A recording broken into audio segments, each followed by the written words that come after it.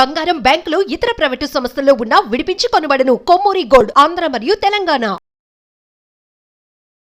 ఎట్లా ఉన్నారంటే మాకు ఓట్లేశారు, మమ్మల్ని ఏమైనా చేసుకోమనే దానికి లైసెన్స్ ఇచ్చినట్లే అనే భావనలో మొన్నటి వరకు జగన్మోహన్ రెడ్డి గారు కూడా అదే విధంగా ప్రవర్తించారు. మొన్నటి వరకు కాదు, ఇప్పుడు కూడా అంతే. మీరు వాళ్ళ భ్రమల్లో ఉన్నారు. ఎప్పుడైనా అంతే, రాజ్యపాలన ఎప్పుడైనా అంతే. ద బ్యూటీ ఆఫ్ డెమోక్రసీ అంటే పీపుల్ రిప్రజెంటేషన్. పీపుల్ రిప్రజెంటేషన్ ఎవరు? ఒక 2,30,000 నుంచి 2,60,000 మంది ఓటర్లకు ఒక ఎమ్మెల్యేని ఎన్నుకుంటారు. ఆ ప్రజల తరపున ప్రజల అవసరాలు తీర్చాలని. ఓటేసే ముందేమో ఒంగి దండం పెడతాడు, ఇంటింటికి పోయి పిల్లోళ్ళు ముడ్డిలు కూడా కడగతారు, అవసరమైతే టీ కొట్టి కాడ టీ కొడతాడు. ఆ 5 ఏళ్ళేమో వాడింటికి ఇళ్ళు పోవాలా. అంటే ఇప్పుడు జీతం నెల నెల ఇస్తున్నారు కదా పబ్లిక్, పోయి నెల వచ్చేళ్ళకి నువ్వు అకౌంట్లోంచి డ్రా చేసుకుంటున్నావుగా. ప్రజల కాడికి నువ్వు పోయి వాళ్ళ అవసరాలు కనుక్కోవాలా, నీ కాడికి ప్రజలు రావాలా.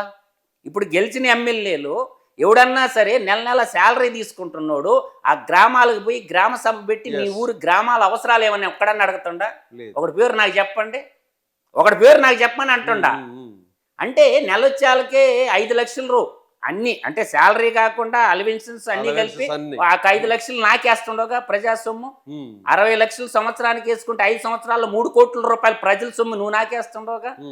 అంటే ఎమ్మెల్యేలందరూ సామంతరాజులుగా, ముఖ్యమంత్రి ఏమో రాజ్యానికి అధినేతగా. యాక్చువల్గా ఏంటంటే పబ్లిక్ సర్వెంట్ల కిందకు వస్తారు. పబ్లిక్ సర్వెంట్స్ అంటే ఏంటి? ప్రజలకు సేవకులుగా ఉండాలి, ప్రజల్ని బానిసలుగా చేసుకుంటున్నారు. ఇప్పుడు పోలీసు వాళ్ళు ఏమంటున్నారు? పోలీస్ స్టేషన్ కాడికి పోతే మీ ఓట్లేసిన గెలిపించినటువంటి మీ ఎమ్మెల్యేనే చెప్తుండేది చేయమని. అందువని ఎంఆర్ఓ కానీ ఎండిఓ కానీ స్టేషన్ ఎస్హెచ్ఓ అని ఉంటారు, station house officer, circle inspector అంటారు, మన భారత సిఐ అంటారు. మీరు ఎన్నుకున్నాయని చేయమంటుండయా, ఆయన చెప్పినట్టు మేము వింటున్నాం, మీరు మళ్ళీ నా కాడికి వచ్చి మొరపెట్టుకుండేది ఏంటంటారు. రూల్ ఆఫ్ లా అనేది సెలెక్ట్ చేసుకున్నది ఎవరు? మీరే. అనుభవించాల్సింది మీరే. స్వచ్ఛందంగా ప్రేమతో గుండెతో చెయ్యేసుకొని ఈరోజు ప్రతి పార్టీ కార్యకర్తలు ఉంటారు, ప్రతి పార్టీకి ఉంటారు. కానీ అల్టిమేట్గా ఎమ్మెల్యే చెప్పిందే జరగద్ది. ఇంకెవరి మాటకి విలువ ఉండదు. గ్రామాధ్యక్షులకి విలువ ఉండదు, మండలాధ్యక్షుడికి విలువ ఉండదు, అడున్న పార్టీలో వర్కర్లకు విలువ ఉండదు. వాడి కింద గులాంగిరి, చెంచాయుగం. ఇప్పుడు మానిశ్రీ కాంశీరామ గారు ఒక నవల రాశాడు, చెంచాయుగం అనే ఒక నవల. అదే మహాత్మా బాపురావు జూతే పూలే గారు ఒక నవల రాశాడు, గులాంగిరి అని. ఎందుకు రాశారనుకుంటుండో? ఈ 2 నవల్లో పిచ్చి పెట్టి రాశారా మేధావులు వాళ్ళు. అంటే వీళ్ళంతా చెంచాలుగా, తర్వాత గులాంగిరిలాగా మారిపోయి బానిసలుగా చేసుకొని నడిపిస్తున్నటువంటి వ్యవస్థ. నేను అడుగుతుండా డైరెక్ట్గా, ఏ రాజ్యపాలకుడైనా ప్రజలు సొమ్ముతేనే కదా డైలీ ఎక్స్పెండిచర్ ఉంటుందిగా. ఈ రోజు డే బై డే ప్రభుత్వ ఎక్స్పెండిచర్ ఎందుకు బయట పెట్టరు? అంటే సంవత్సరానికి ఒక్కసారి అసెంబ్లీలో పెడతారా? ఈ రోజు ప్రభుత్వంకి రాబడి ఎంత, ఖర్చు ఎంత అని ఎప్పుడన్నా ఒక ఎమ్మెల్యే కానీ, ఒక ఎంపీ కానీ, ఒక మినిస్టర్ కానీ కేవలం ముందుకొచ్చి చెప్పమన్నా ముందుకొచ్చి కనీసం జీవోలు కూడా దాచిపెట్టేవాళ్ళు. నేననేది దాచిపెట్టేది కాదు, ప్రశ్నించేవాళ్ళు లేకుండా, నవతరం యువతరం రాజకీయాల్లోకి రాకుండా బస్టు పట్టిన వ్యవస్థని బాగు చేయడానికి ఎవరో ఒకరు కంకణం కట్టుకొని ముందుకు రావాలన్నప్పుడు అదే బురద గుంట్లో నువ్వు దొల్లాడితే బురదను ఊడు శుభ్రం చేయాలా? ఎవడో ఒకడు శుభ్రం చేయాలా? ఈ రోజు 11 లక్షల కోట్ల అప్పు ఎందుకు అయింది? నేను సింపుల్ గా లాజిక్ చెప్తాను లలిత్ గారు. ఎంత మాయ అంటే ఇది ఎంత కూడా సింపుల్గా నిర్మలా సీతారామన్ గారు పార్లమెంట్లో ఒక మాట చెప్పద్ది, దేశ ఫైనాన్స్ మంత్రి గారు, ఆంధ్రప్రదేశ్ అప్పుల గురించి. సేమ్ ఎట్ అ టైము రాష్ట్రంలో 97 కార్పొరేషన్లు ఉండి ఆ 97 కార్పొరేషన్లు అప్పు ఎంతో చెప్పాలిగా, వాళ్ళు అడగాలిగా. అంటే ఎఫ్ఆర్బిఎం చట్టం పనిచేసిందా? సమాచార హక్కు చట్టం పనిచేసిందా? ఏ చట్టం పనిచేసిందో నాకు చెప్పండి. గడిచిన 5 ఏళ్లలో సమాచార హక్కు చట్టం పెట్టినోళ్ళ ఏదో కేసు పెట్టి జైల్లో వేశారు. ఒక రాష్ట్ర ముఖ్యమంత్రి లిక్కర్ వ్యాపారం చేసుకున్న చరిత్ర 29 రాష్ట్రాల్లో 7 కేంద్రపాలిత ప్రాంతాల్లో నాకు ఎక్కడో చూపించండి. అంటే మద్యపాన నిషేధం అని చెప్పి గద్దె నెక్కిన తర్వాత రాష్ట్ర ముఖ్యమంత్రి లిక్కర్ వ్యాపారం చేసుకున్నటువంటి ఏకైక వ్యక్తి ఈ కలికాల కాకరి గారు, ఈ పులివెందల పాపులో వేసుకోబారు. అందువల్ల ఇటువంటి వ్యక్తులు రాజ్యపాలకులుగా ఎన్నుకున్నది ప్రజలు. ఇప్పుడు ఈరోజు చూస్తున్నాం కదా, ఆ మాట అంటారు, నేనేమో అబద్ధాలే చెప్పను, నా అంత మంచితనము, నా అంత నిజాయితీ పనికిరాదని మా వాళ్ళు అంటారు. నువ్వు చాలా మంచోడు అన్నా, నీకు అతి మంచితనం ఎక్కువైపోయింది, అని జగన్మోహన్ రెడ్డి అంటారంట. జగన్మోహన్ రెడ్డి గారు ఎవరు ప్రజలకు అదే అంటున్నారు? చెప్తున్నారు. అబద్ధానికి ప్యాంటు సట్టేస్తే వాడే జగన్మోహన్ రెడ్డి. ఉమ్, వాడు నోరు తెరిస్తే చెప్పేది అబద్ధాలు, ఒక్క నిజం కూడా మాట్లాడు. ఇప్పుడు నేను సింపుల్గా చెప్తా, 2004 2009 అనేది ఒక కాలం అనేది మనం గుర్తుపెట్టుకోవాలి. 2004లో వాళ్ళ కుటుంబ అఫిడవిట్ రాజశేఖర్ రెడ్డి గారు భారత పార్లమెంట్కి ఇచ్చిన అఫిడవిట్ ఉంది. అవును. 2009 అఫిడవిట్ తీయండి. ఎక్కడి నుంచి వచ్చింది డబ్బంతా మీకు? రాజకీయాన్ని అడ్డం పెట్టుకొని అప్పుడు సెజ్ అని ఒక పాలసీ వచ్చింది, స్పెషల్ ఎకనామిక్ జోన్ అని. Yes.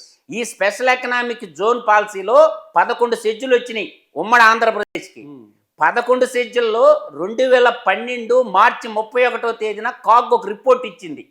ఏమిచ్చిందో చెప్పనా? 5,26,000 ఉద్యోగాలు క్రియేట్ చేస్తామని చెబితే 26,000 ఉద్యోగాలు కూడా ఇవ్వలేదు. 4 సెజ్జల్లో 0 ఎంప్లాయ్మెంట్ అని చెప్పి చెజ్జులు ముసుగు తగిలించుకొని నాకేసారు నేషనల్ బ్యాంకుల్ని, రాష్ట్ర ప్రజల సంపదని. దానికి తార్కాణ ఎగ్జాంపుల్ చెప్తా నేను. భారతీయ సిమెంట్ ₹1,00,000 ఎకరా రఘురామ్ సిమెంట్ గా ఉండి భారతీయ సిమెంట్ గా పరిమాణ క్రమం చెందింది. ఆ గనులు వచ్చి గనులు లూటీ చేసిన ఘటోత్కచుడు లాంటివాడు. ఎట్లా అంటే 2,000 ఎకరాలు. The words of mines value 6,000 crores. That present the value of Bharatiya cement 20,000 కోట్లు. ₹1 పెట్టుబడి పెట్టకుండా ఈ భారతదేశంలో 20,000 కోట్లు సంపాదించిన ఒకే ఒక్కడు ఈ పులివెందల పాపులో వేసుకోబారు, ఈ కలికాల కాకరిగాడు, ఈ కలికాల జగనాసురుడు. ఇది నిజమా అబద్ధమా? ₹1,00,000 కాకుండా భూములు ఎవరి? ఎస్సీలు, ఎస్టీలు, బీసీలు భూములు. తండ్రి అధికారాన్ని అడ్డం పెట్టుకొని ఒక్క భారతీయ సిమెంట్ గురించే చెప్పాను నేను.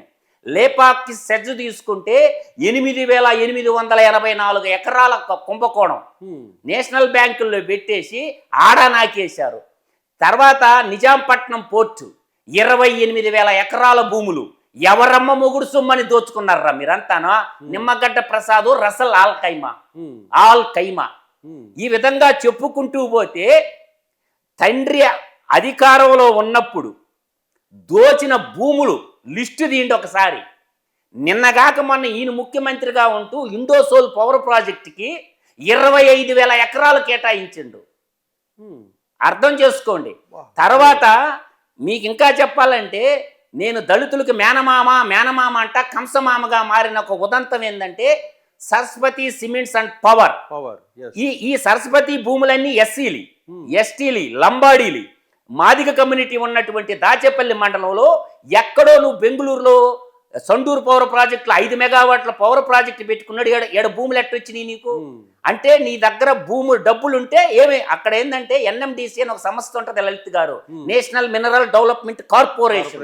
వాళ్ళ కానించి రిపోర్ట్ కొట్టేసి దానికి ఎంత కష్టంలో మినరల్స్ ఉన్నాయని తెలుసుకొని 1,00,000కి, 2,00,000కి, 3,00,000కి అట్ట 8 లక్షల దాకా పేద ప్రజల్ని మోసం చేసి ఇంటికి ఒక ఉద్యోగం ఇస్తామని చెప్పి, అసలు సరస్వతి సిమెంట్ అనే బ్యాగ్ ఉందా ఉభయ రాష్ట్రాల్లో?